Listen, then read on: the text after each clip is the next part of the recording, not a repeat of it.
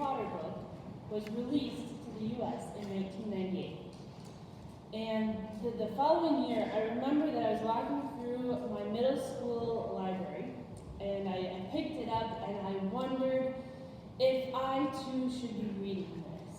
After all, it was very popular, but I just wasn't interested. I didn't care. Until a couple years later, I tried to read the first Harry Potter book. I got all the way to chapter 3, and I couldn't go on.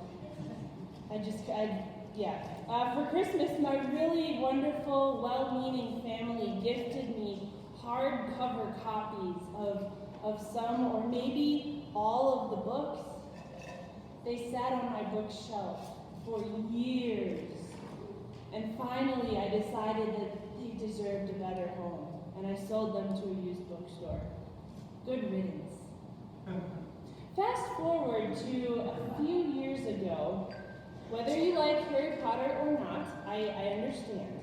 But its popularity has not gone away. And I had this growing feeling that maybe I could try reading it again. So I picked up the first book from the library, and over the next 3 days, I read the whole thing, and I was hooked. Over the next 7 months, I finished the whole series, reading some of the books in less than 2 days. Have you ever been so excited about reading a book that you could not put it down? You were so excited about it that you wanted to talk about it all of the time. And Emma Plank, you're not here, but I'm sorry about that. If not a book, maybe for you it was a movie series or a television show. But do you know the feeling of getting so completely excited about something that it consumes you in this overwhelming and shocking way? Now, I know that I can be an excitable person, so maybe this really doesn't happen to everyone.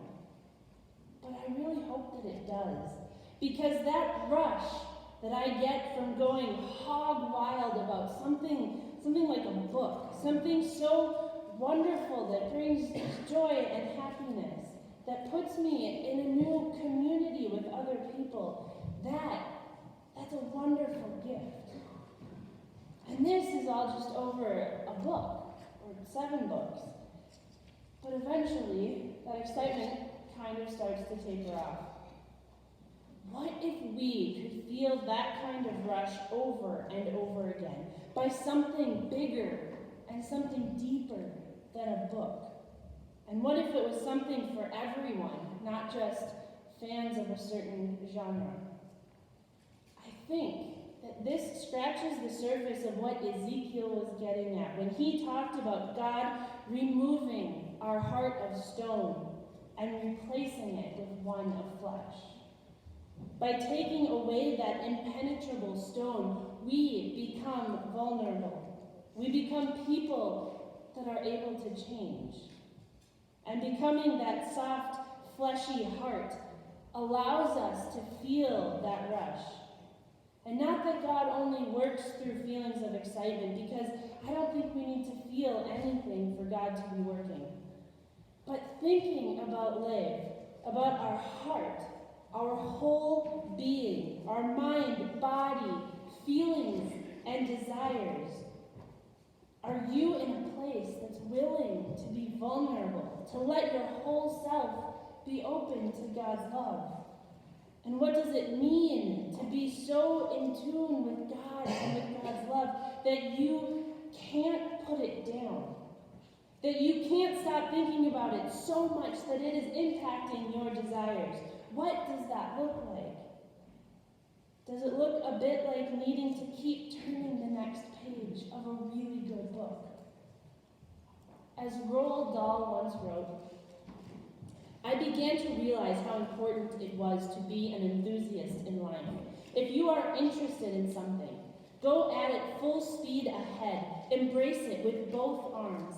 Hug it and love it, and above all, become passionate about it. Lukewarm is not good. Hot is no good either. White hot and passionate is the only way to be. When we think about our life, what if we embrace God's love like this? With our life, our whole being, in a white-hot, passionate way that would then seep into everything else, all the parts of us. That white-hot, passionate love of God can look different in each of us. I don't think there's one right way, and that is wonderful too. Hear, O Israel, the Lord is our God, the Lord is one. And as for you, you shall love the Lord your God with all your heart, with all of your soul, and with all of your strength. God gave each of us hearts of flesh, soft, vulnerable, lovable, breakable hearts of flesh.